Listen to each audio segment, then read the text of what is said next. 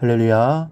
사랑하는 대강의 가족 여러분, 오늘 하루도 하나님의 말씀과 동행하는 삶이 되길 소망합니다.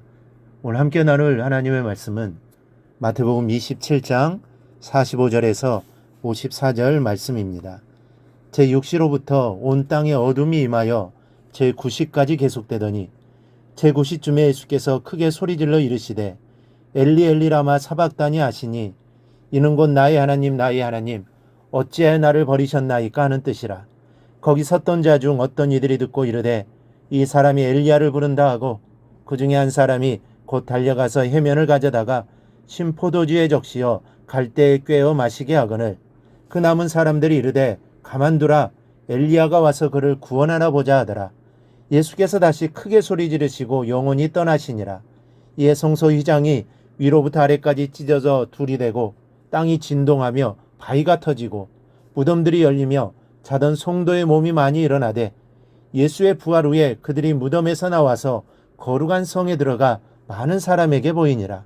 백부장과 및 함께 예수를 지키던 자들이 지진과 그 일어난 일들을 보고 심히 두려워하여 이르되 이는 진실로 하나님의 아들이었도다 하더라. 아멘. 이 불교에서는 승려가 죽으면 화장을 하게 되는데 사람들은 어떤 크기의 사리가 몇 개나 나올 것인가에 많은 관심을 기울입니다. 이 사리란 본래 부처의 유고를 말하는 것이었는데 후세에는 화장한 뒤 몸속에서 나오는 작은 구슬 모양의 돌을 말하게 되었습니다. 그래서 더 크고 더 많은 사리가 나오는 승려일수록 사람들은 더 영험이 있었던 것으로 평가를 합니다. 그러나 죽은 뒤에 나온 사리는 아무런 의미가 없는 것입니다. 그 사리로 인해 사회에 변화가 오는 것도 아니요, 사람이 달라지는 것도 아니요, 역사가 바뀌는 것도 아니기 때문입니다. 죽음은 허망하게 끝이 나고 그 후에 초라한 흔적이 사리일 뿐입니다. 더구나 사리는 어떤 사람이라도 나오게 되어 있습니다. 몸속에 돌 때문에 고생하고 수술해서 돌을 빼내는 경우가 얼마나 많습니까? 요로담석이나 이런 사람의 몸속에는 이 돌이 있습니다.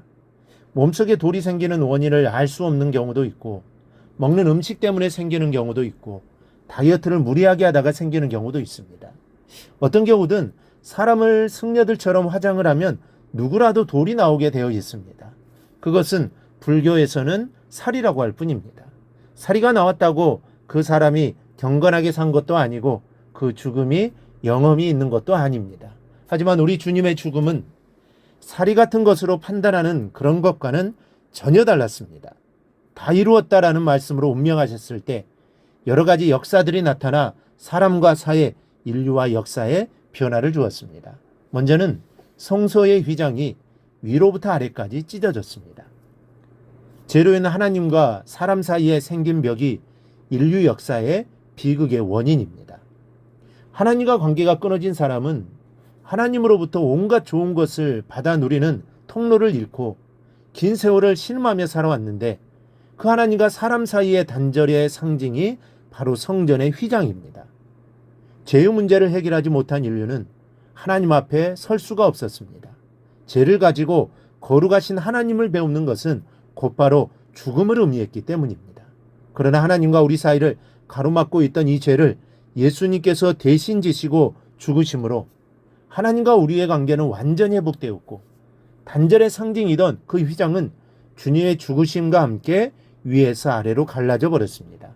그래서 이제는 누구든지 하나님 앞에 나갈 수 있게 된 것입니다. 하나님과의 관계가 회복된 것입니다. 이제는 우리가 믿음으로 담대히 나아가기만 하면 하나님 아버지와 친밀한 교통이 이루어지도록 변화된 것입니다. 이 얼마나 큰 은혜입니까? 이 은혜가 바로 주님의 죽으심으로 이루어진 것입니다. 그러니 우리는 늘 주님의 은혜에 감사하며 살아가야 할 것입니다. 둘째로 땅이 진동했습니다.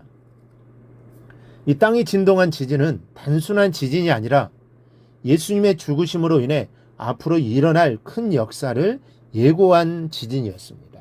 무슨 역사입니까? 바로 복음의 역사입니다.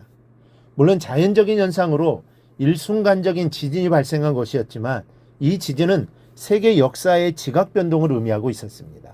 그로부터 복음은 예루살렘을 시작으로 이스라엘 전역과 서아시아와 유럽을 걸쳐 전 세계를 뒤덮었고 지금도 그 안에서 변화와 소망의 역사를 계속하고 있는 것입니다.